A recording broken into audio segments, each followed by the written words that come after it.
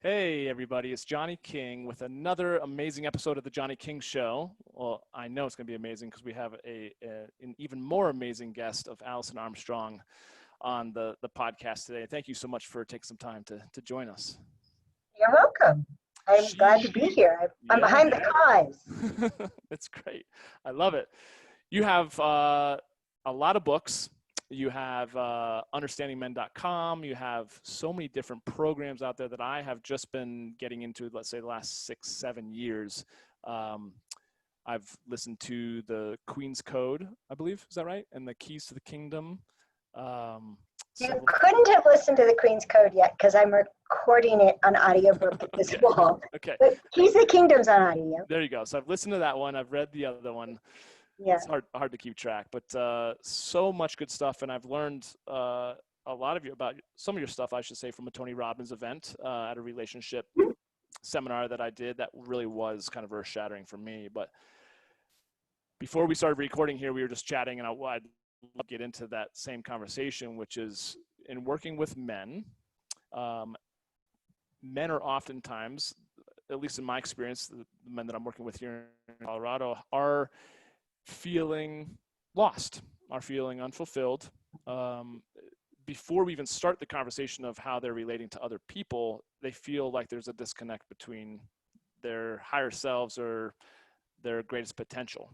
So I wonder if we could just jump into what are broad brush 30,000 feet view of like men's needs, if that's even possible. It is, and there are common needs that I've discovered, right, since studying men, 1991 I started, and I'd like to go from there to write how someone could figure out their own. Is that okay? It'll end up covering the whole thing. Let's do it. So, okay, so I'm a dictionary person. Right? If I want to know what something means, I go to the dictionary. It's helped me to understand what men are saying because men wrote dictionaries. So I'm always recommending to women, if you want to know what a man means by something, look it up in the dictionary. And it's stunning what I've learned by doing that. And one of the things that I learned had to do with this word need. And it started because women were really worried about being needy, right? They didn't want to be needy. And they weren't going to tell anybody that they needed. And instinctually, both men and women conceal what they need. It's normal, the normal instinctive thing to do, because to reveal a need is to reveal a weakness. And men, even more than women, are instinctually just on lockdown. The default is conceal anything that can be used against you. And if we could come back to that one, Johnny, it'd be awesome, because this is something that women beat men over the head about, and you let them. You let them think there's something wrong with you or make you feel bad about it, and I would fix that if I could. So we'll come back to that one. Okay. And in the dictionary, looking up the word need, the definition was an urgent requirement of something. An urgent requirement of something. Okay, so something you need is something that you require. All right, but the sentence is incomplete. And if we start finishing the sentence, then we can answer the question. Require for what? Right. Require for what? Need it for what? They're not just needs that just hang out there, like that are just already needed, it's on the list somewhere and everybody's got to have that. It's an urgent requirement in order to, right? And if you keep thinking of that sentence, and even if someone says, I need blank, well, what do you need that in order to?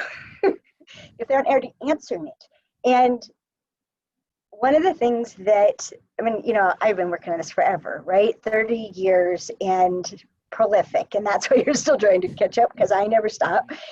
And I'm having a litter of kittens this fall of new programs. And in all my studying of relationships and life and what can we really control, what like seriously have any significant influence on, I think it's only three things.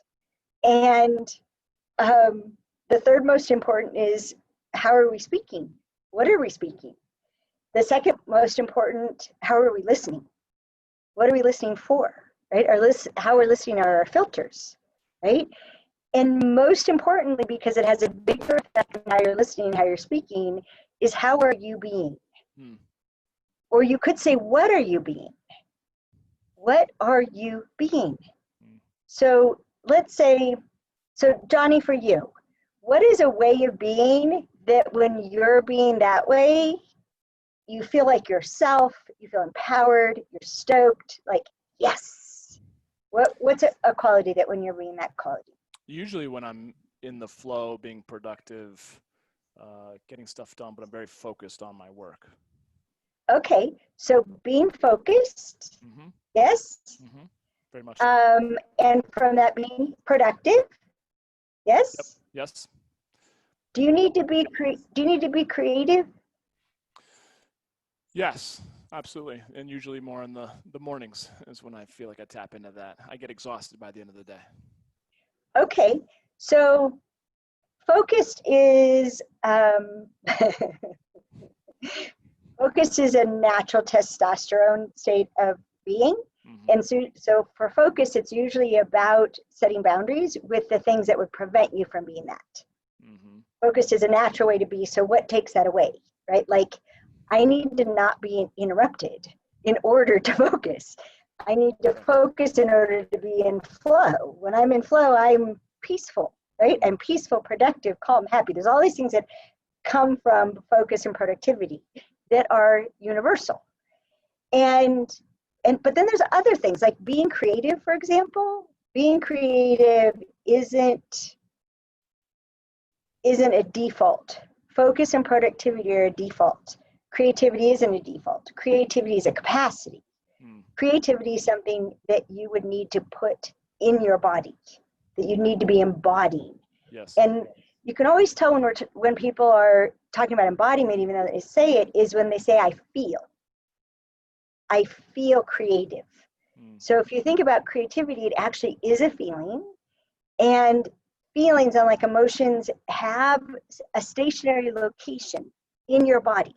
There's a place that you feel creative, and that feeling could be smaller or that feeling could be bigger. It could expand out, but it's going to be somewhere and expand from somewhere.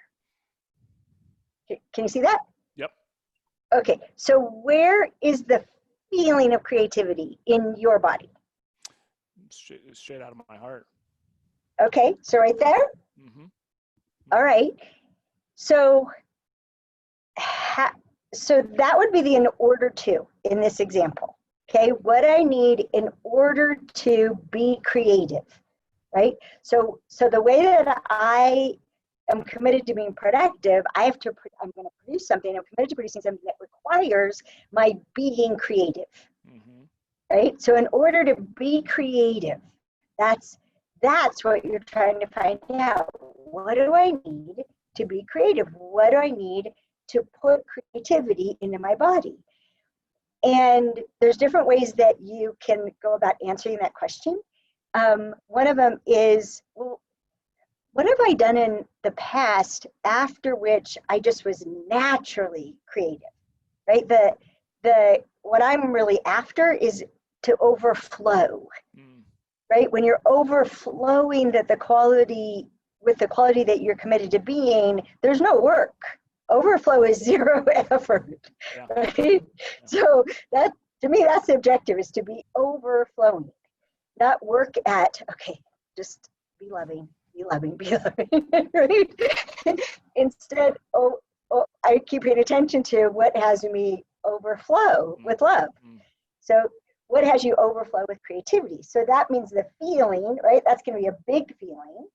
And so you could think of, okay, what have I done in the past that afterwards, for hours, maybe days, maybe longer than that, I was overflowing with creativity? Or you could think of it in the reverse. I'm not creative unless, right? I can't be creative until I've had or I've experienced, right? I'm not in creative unless I went for a run first, right? So whatever that is. And then a third one that just popped out of my mouth, which is so simple, but I'm going to say a word that most men think they're no good at, and it's not true. You're great at it. What leaves me with the feeling of? What is it that leaves me with the feeling of creativity? So it's different than during. I'm creative during, right? Because we're really looking for you to be filled up with this. Right. And you're not just creative during, but you're being creative in anything you bring yourself to, because you're overflowing with creativity. So what leaves me with the feeling of creativity is.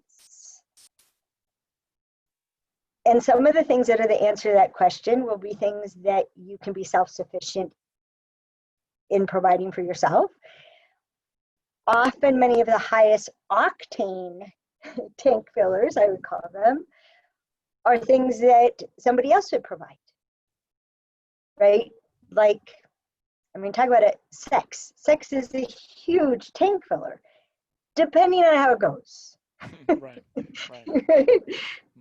Sleep, huge tank filler, especially in everything to do with focus and productivity and sex, because it builds testosterone.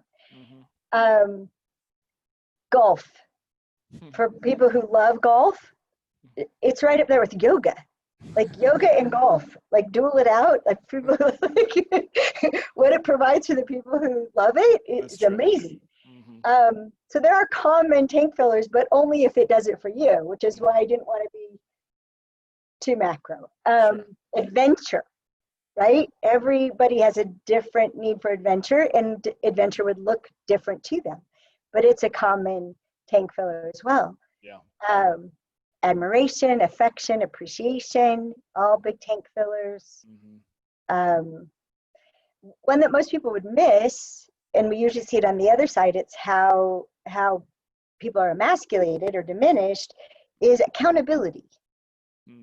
That when you have accountability for something, when you can protect it, like you have the ability to veto what might jeopardize it, when you know you can execute your plan, there's all kinds of ways that you can be when you are being accountable for something and someone's entrusted accountability to you. It's amazing how many capacities it can create. Okay, I'm going to stop myself. What do you want to say about all that? No, I mean, I love it. And I think the tank filling is something that I've noticed, and maybe it's the world at large, but I feel like just at least in our American society, we all burn, wicks at both ends until we literally just, collapse into bed. And I feel like so many of us, I'll just speak for myself, when I've been in those types of chapters of my life, nothing goes well. It's my health is failing, the health of my relationship is failing. It's just like, and so me having the healthy boundaries and creating a little bit more balance, let's say, or really focusing on what fulfills me, what fills my love tank up, if you will, it's been a complete game changer. And so I'm also thinking about that in terms of, my girlfriend, my wife, my spouse, whomever is in my life at the moment. Like, how can I help understand her needs so that her tank gets full, versus two people who are completely empty looking for the other person to fill each other up. And I was like, I got nothing, you got nothing. What do we do now? Right? Yeah. And it's most relationships, Yeah. right? And one of the things that contributes to that, because what I found disempowers a lot of people is just the idea or the question. It's a frequent human question. What's wrong with me? What's wrong with me that I do that? What's wrong with me that I don't do what I know to do? What's wrong with me that I haven't created balance by now? Well, what if there's nothing wrong with you? What if you have an instinct to be productive, to produce results, and your survival depends on being productive? That's what it seems like. So when you're not being productive, you have an enormous amount of tension about it that compels you. And there's no enough switch. There's nothing that says, I've done enough, I've accomplished enough, I've produced enough. Nothing turns it off. because if you think of it, for millennia, we were always on the edge of starvation. We'd always never done enough, right? But it's not true anymore. And so we call enough a victory of human spirit, to declare enough. I've done enough. And you can do that from both ends. You can sit down and plan your week. What would be enough this week? Right? Not what could I accomplish and should I accomplish? Right. What would be enough? Right? And what would be enough today? And when I've done enough, I'm actually going to stop and go replenish myself. And unfortunately, in the scenario that you gave about working really late and falling into bed, is that rest is what builds testosterone. And rest and testosterone is what creates a good night's sleep. And testosterone is also what creates soldiers at attention. And we live in a culture where men pride themselves on how little sleep they can get by on, and then they got to take a blue pill. Right. And it's one of the, I had a man shout at me from a jacuzzi across it, a hotel, pool, jacuzzi, everything. Thank you, Alison. Because what he gotten from me is, go to sleep. You don't need blue pills. You need sleep. Start there. And so this productivity, if you think about being a caveman, right? After dark, you had, 3 choices? You could tell stories, make love, or go to sleep. That's it. Well, what if after dark that you only did one of those 3 things? Yeah. Men are empowered by telling stories. You refuel yourself by telling the stories of your adventures and your conquests. And they don't even have to be true, and they refuel you, right? They can be exaggerations, and you resource yourself in them. There's even what I call source stories, right? Every person, and especially men, have source stories.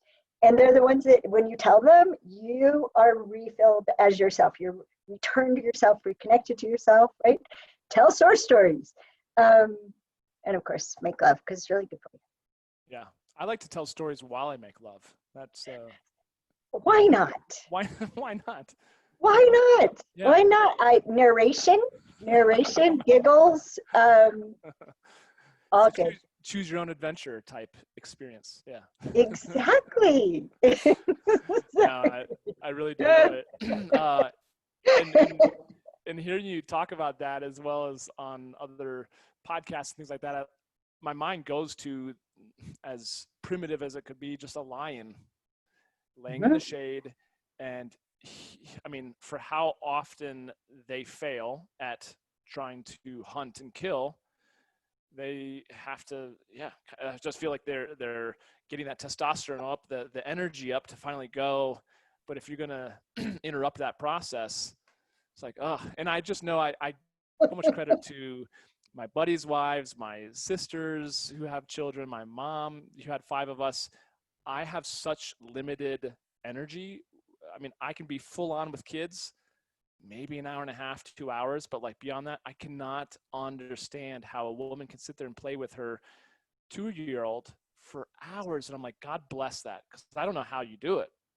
Because I have a limited amount of energy. I feel like I need to go lay in the shade or go focus on something else. Why is that? Well, it does have to do with focus.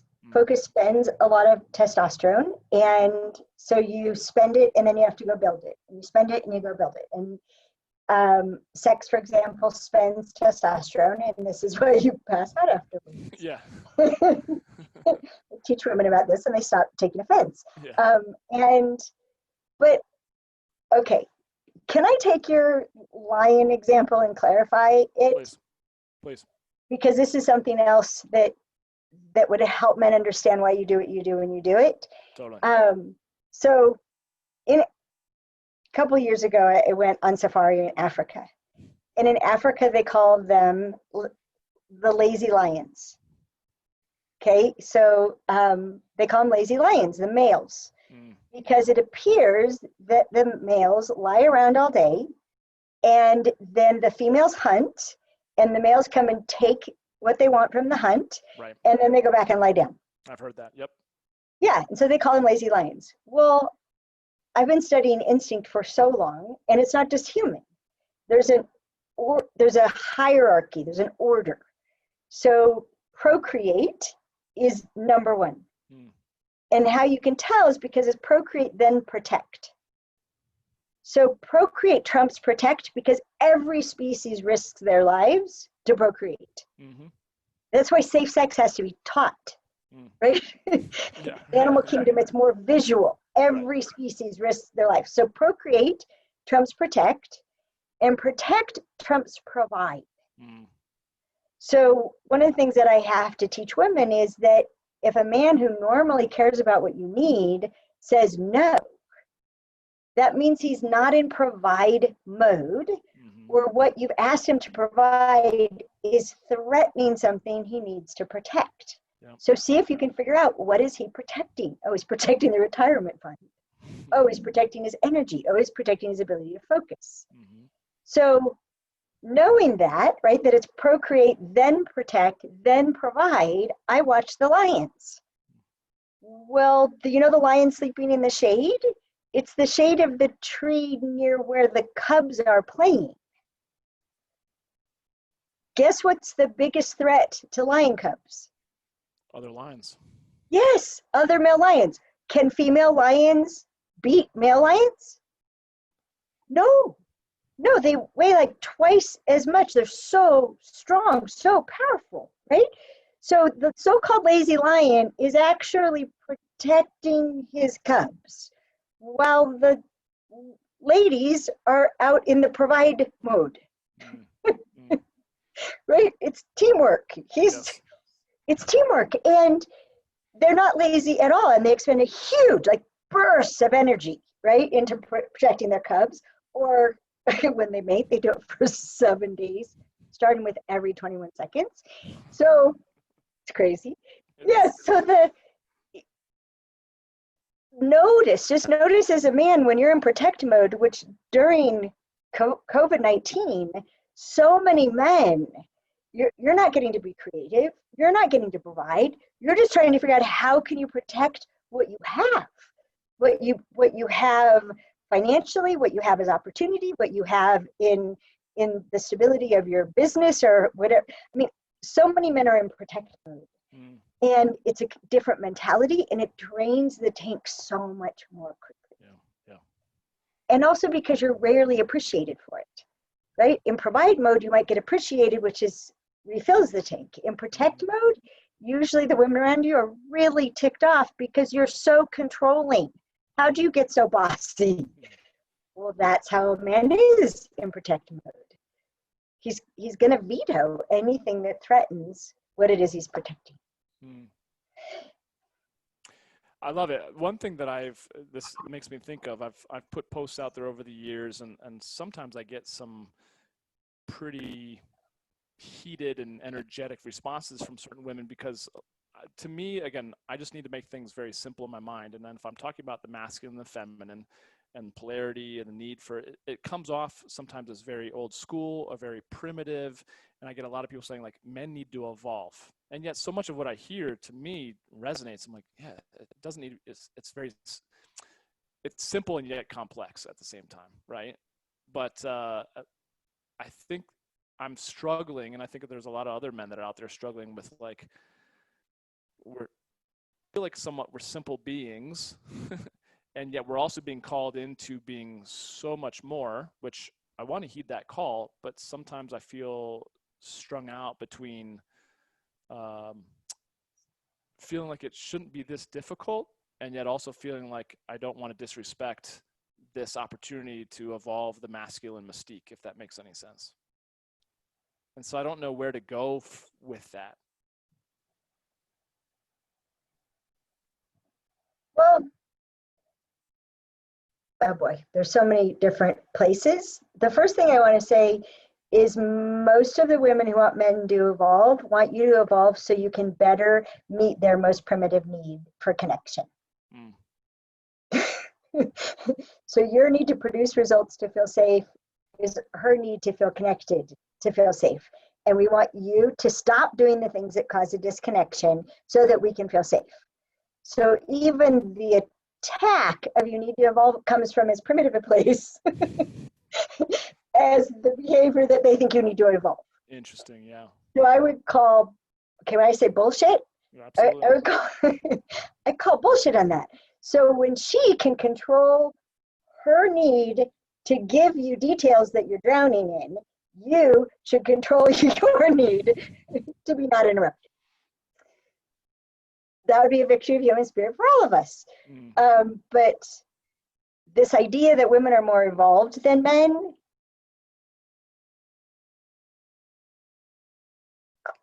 it's just, it's baloney.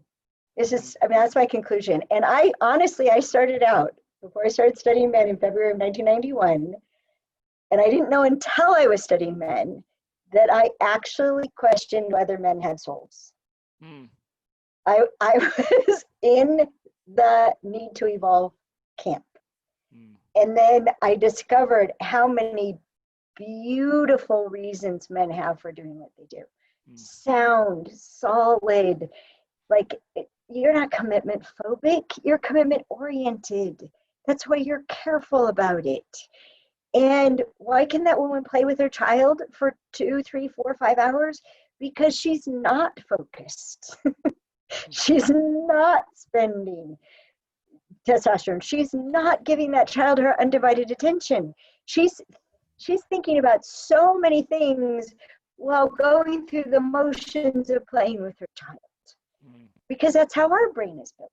She's monitoring so many things in her environment and keeping her child at enough level of stimulation to prevent them from being upset. Yes. So, yeah. So let's see. So back to your question that you came to from that, I would say, again, how do you want to grow? And how do you need to grow in order to be the man that you're choosing to be? And not the man that other people want you to be, that harp on you to be, that expect you to be, and don't think they should have to say anything to have you be that. I mean, this is part of being a king, is defining yourself. That's what it means to be king, is that you said, this is who I am. And you have to shake free of all the people your whole life who've been telling you who to be and what to be. And dear, dear human in my life, I don't even have a name for what he is in my life. He's in what we call the tunnel, way back when we first created the Amazing Development of Men. And he's come out of the dark into the light. Right? So he's at that part of the tunnel, and he's in this choice. There's this verdant environment for choice. And he kept saying, I don't know what I want and what I need. I don't know what I want and what I need. I just don't know what I want, and I don't know what I need. I've always been a people pleaser, and I don't know what I want. I don't know what I need, and I'm not allowed to participate in this. I just get to love him. And I finally said, "Could I please give me a better question?" And I just shared with him that, you know that saying, hindsight is 20/20. Yes. Well, we can cause hindsight. And how you cause hindsight is step into the future. So picture yourself 20 years from now, 40, 50 years, picture yourself on your deathbed. What will I regret not having done? What will I regret not having experienced? Who will I be proud to have been? Yes. Right? Who will I be proud to have been? What qualities will I have been proud to have embodied, to have brought to my friends, my family, my community, the world? And then listen. Just listen. Don't try to answer. Just ask the question and listen for, I call it the crystal ping. There will be answers that have a flatness, or what I call old brain. Just an old neural pathway in the brain. And then there's things that will rise that you might go, oh, right? They might actually may sob at the beauty of it, at the resonance of it. That's when you're onto something. And so then back to your question, instead of what everybody else is trying to have you evolve into, and you're supposed to be different than you are, okay, of all of that, what matters to me? What will I be proud to have become?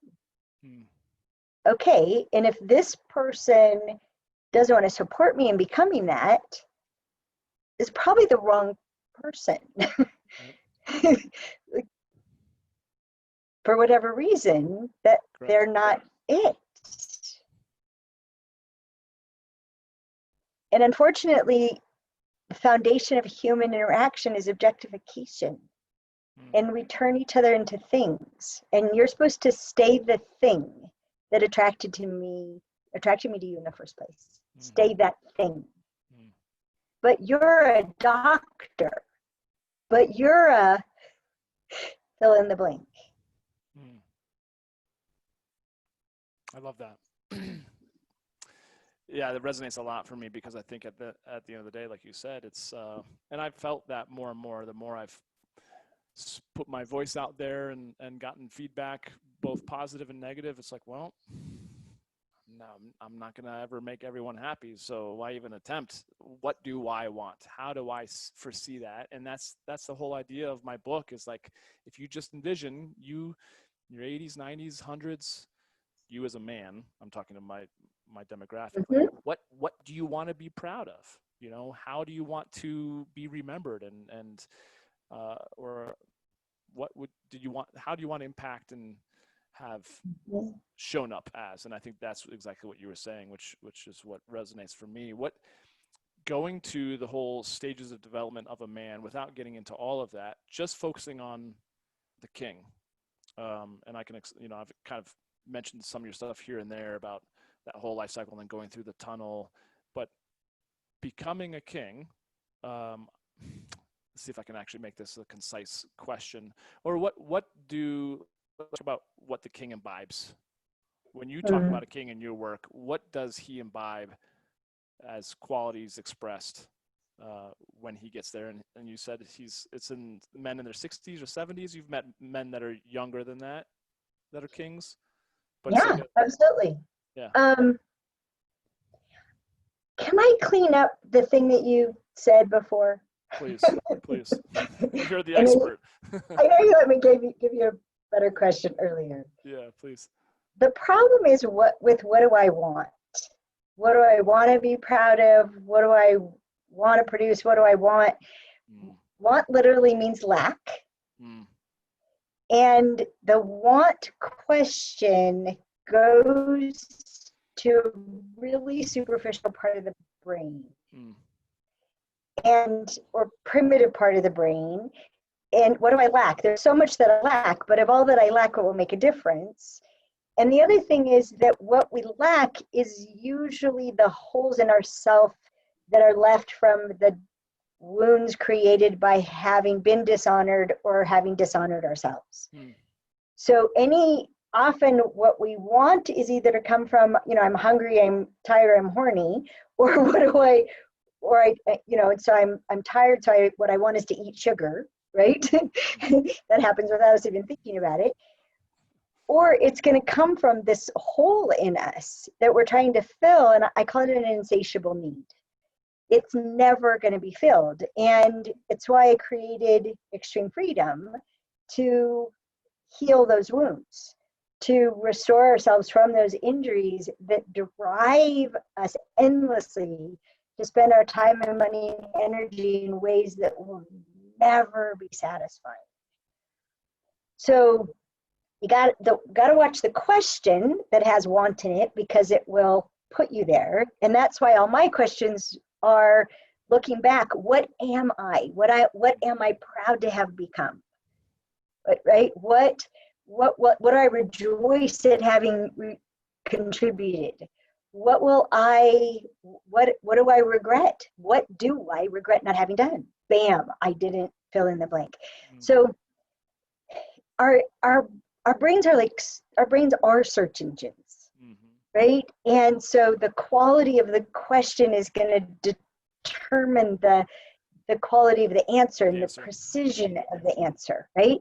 And so the questions we're asking, which when we're listening to another person, we're always asking questions in our own head and we're filtering what they're saying, right? And unfortunately, whether we're in hunting mode or gathering mode is going to give us the question, and the point is, what's the point? What's the point? What's the problem? That's the filter, right? In hunting mode. In gathering mode, which women can flip back and forth between the two. In gathering mode, the primary question is, what does this have to do with me? What does this have to do with me? What does this have to do with me? And we're literally filtering for what this has to do with me. And if nothing showed up as having to do with me, you said nothing. And why did you waste my time saying nothing? I'm so sorry. So whether we're listening to ourselves in the quality of the question we're asking, or we're listening to another person, the quality of the question determines everything. Okay, now I can answer your question about Age of Kings and qualities. Thank you for clarifying. Do you want to say anything about what I said first? No, I think it's so great, and it's just, I love that idea of, ultimately we said a lot of times our results seemingly is the result of the quality of the questions you ask ourselves or of other people. And communication amongst spouses or partners is obviously so much of everything that it just gets me thinking about different scenarios and memories of my own. So thank you for clarifying. That's really good. You're welcome. It's one of the things that I work with people in shifting. If you're asking the question, does she support me? Does she support me? Does she support me? Your brain only has a limited number of ways that it interprets support. And if she does that, then yes, and if she doesn't, then no. But if you just add a how does she support me? You set the search engine, go find out how she supports me. Oh, wait, she does that. Oh, and there's that. And oh my gosh, that makes such a difference. She has so many ways that she supports me. Oh, so it's not that she doesn't support me. She does support me. And there's another how that I need her to support me. Honey, you are so supportive. You support me like this and this and this and this. And I couldn't do my life without it. There's one more way that I'm wondering if you would support me. Is there anything you would need from me? If you're willing to support me by doing this when this happens. Has to be very specific, right? Not more of anything. More's not actionable. This thing at this time. Would you be willing to do that? And if so, is there anything you need from me to do it? Can you see how quickly that has us end up with something, right? Because anything we're appreciated for, we want to do more of. That's natural, right? So, okay, sorry, but you keep saying these things. It's great. It's great. Examples, because I believe a lot of people can probably resonate with doing similar things, but thank you. It's great. Women often live in the question, does he love me? Does he love me? Does he love me? And just add a how. How does he love me? And you will live in an abundance of love. Does he love me or not? Right? It's desolate. How does he love me? All of a sudden you can see it in a rainbow and live in a world that's rich in the qualities that you need. How's this person generous? How's this person generous? How's this person generous? Oh my gosh, people are so generous. It changes everything. It's so funny you say that, because one of my last memories of my mother, she passed away in 2006 from breast cancer. But I remember before she kind of went to like the nursing facility that she went to, she was being wheeled through the kitchen, because she was in a wheelchair at that point, by my dad. And I remember her being just, I forget exactly what prompted, but she's like, he does love me. Oh my gosh, he does love me. And we're all kind of like, what? Where did that come from? But there was a lot of things that came out in the last couple of months before she passed away that was very interesting about their relationship. And of course now, I mean, my father Kind ultimately of came out that he interesting. was gay, and so much that was underneath the surface. But I mean, he talks about her still with so much love. Of course he loved her, but she questioned that Yeah. the whole time. Whatever would have been the proof that he loved her hadn't shown up until then. But this isn't a test. We got to go looking. And okay, so to answer your question about kings, I have the youngest king I ever met was 34, but he was a prince at 21. I went to high school with him, so that's how I knew this. My father didn't become a king until he was in his 60s. The process that we've identified what's the sequence is that around a dozen years, right around a dozen years after a man becomes a prince, after he picks his path, like this is what I'm building and this is where I'm building it, and goes at it and is very focused on what he's building, and it causes a lot of problems, and that's why we talk about it in Amazing Development of Men or in Keys to the Kingdom. And so after about a dozen years, and it's really crazy close to that dozen, that he's truly on his path, then he hits the tunnel. So after all this accomplishment, then he's struck by what does it matter anyway, and this is who I really am, and who am I anyhow, and does any of this matter? And you know, Mike and Keys to the Kingdom used to be in his head while he's experiencing that. And one of the things we've identified since I produced all that was that the place that you look to find out what's true for you, you know how there's that place of right? That in the tunnel, that place disappears. There is no truth place, which is why it's terrifying. You have no way to verify what matters because there's zero reference in the tunnel. Just like you would, if you were truly in the dark, you would have no idea what direction to go, right? And then what we've seen as, and this happens to women too, by the way, the more in hunting mode they are, the more they have a goal, a destination, the same things are happening. As someone's emerging from the tunnel, a truth place shows up again.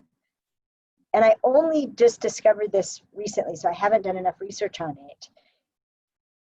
I have a sample of like 3 right now. And it's in a different place, like literally a different place in your own body. Truth has moved. And the first person I discovered this from what she said was, when the new truth place arose, the old truth place reawakened and was trying to pull her back to who she was before, into someone who was more pleasing, more accommodating, right? Which is a way that we all survive. And so the new truth place was having her be king qualities, which are, and I discovered I'd been in the tunnel and became a king when I started saying, I'm not interested in that. I'm not interested in that. I have no interest in that. Or I'd say, I don't have an egg for that. You cannot knock me up with that idea. It cannot be fertilized. I got nothing for you to hook. And that is how little interest I have in that, right? So the expenditure of energy and what makes it worth it to expend energy becomes so much more refined as a king. So paying attention to that, what's worth it and not worth it. And there's a whole lot of things like pleasing people that used to be worth it, getting along, that used to be worth it. So many of those, they're no longer worth it. And in fact, there's sort of a kind of disgust with yourself from having been that person. Yeah. Which I would recommend forgiveness because we're built that way, right? So that would be a quality of a king. Another quality of a king is, in many ways, they're in the provide mode. They're not creating so much, right? They did that. And there's a sense of it being protected, that who I am is protected. You can't get to me, right? You might try, you might be take me out for a little while. I might be diminished for few minutes, but I'm mostly not going to tolerate being diminished. So take your emasculation and go elsewhere, right? So this is when men will leave emasculating spouses, or, of any gender. Sure. And so there's a sense of this is my space. This is, stay out of my space. This is mine. There's a sense of ownership, and this is mine. But there's also mostly in provide mode, and the joy is in everything that I've created, getting to share it with people who see the beauty of it, people who appreciate it, people who get me, that what I'm providing for you is an expression of who I am. I didn't just do something. It's all an expression of me. Does that get you started? That's a great start. And I think the truth is that, we're just running out of time, but I'm so grateful that you have, anyone that's listening to this, and this is their first, foray with your work, there's just so much good stuff that they can get into online, and with COVID, everything going on right now. But tell me a little bit more just about if someone wanted to continue to learn about you, where should they go? Books to read or websites to, if they're a man like me and they want to. If they're a man like you, it would depend on how you like to learn. Keys to the Kingdom is about the stages of development, what we were just talking about, and it's the one book that I have on audio. I read it to you, yes. And or ebook, you can just read it. The Queen's Code, which is the book that all my work was intended to produce, to transform the way women relate to men, and men love that book because you find out why you do what you do and why women react to you the way that they do and what to do about it. That's good. Yeah. Yeah. It was the whole point. It was the whole point to produce that. Yeah. And online, I would recommend everyone, male or female, to start with, and it's going to sound weird, but start with the Understanding Women course. It's 11 hours of video. It's contrasting being in this committed, result-oriented state we call hunting versus being in this open, connective state, which we call gathering. And these two different, we call them operating states. It's like a PC and a Mac thinking they're communicating with each other because their keyboards look alike. Right. But they're coming from completely different places and routing, right? And so contrast those a lot. So men learning about women are also learning about themselves and why they do what they do.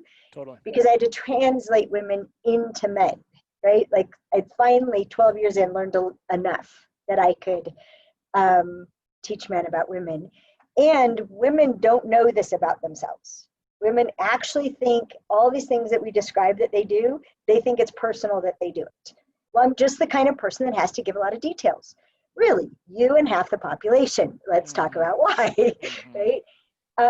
It's also, if people want a sample of it, there's a place to click right on the front of understandmen.com, and there's this half-hour excerpt that lays out really the point of the point of opposing instincts, what causes that to happen and has us be at conflict all the time. It's also, there's at least 5 sessions of I think there's 12 sessions, I don't know. There's at least 5 sessions which address female sexuality, because I'm just trying to solve that problem. I want everybody to have enough sex. It matters. Our health actually depends upon it. Our physical health, prostate cancer. So many doctors come talk to me. Prostate cancer has to do with sex. So, we need to save lives with sex, okay? Yes. So I keep addressing that. The other thing that's good about Understanding Women is that besides getting some really good understanding and tools and ways to protect yourself as a man from the worst that comes out of women, frankly, it's so funny. It's hilariously funny. I mean, I call it the other Alison, but she uses her entire body to communicate, and she has no filters except for what might make a difference. And yeah, I've watched her and blushed. That's Really beautiful. seriously blushed at the things that she will do to get a point across. It's part of your stand-up bit, I guess. Your stand-up comedy. That's awesome, though. Yeah. Really good. Well, thank you again. Just for the sake of time, I want to be respectful of that. But thank you so much for sharing. And again, this is just the tip of the iceberg for so many that are listening and being introduced to your work. So I just want to appreciate so much of the impact you've had on my life and the lives that you've had an impact on. Just the ripple effect has been so beautiful, and it continues to be. So thank you so much. Thanks for amplifying that by what you do. Absolutely. I love that. Yeah, absolutely. Well, thanks everyone. Thanks for tuning in. We'll catch up with you on the next episode of the Johnny King Show. Take care.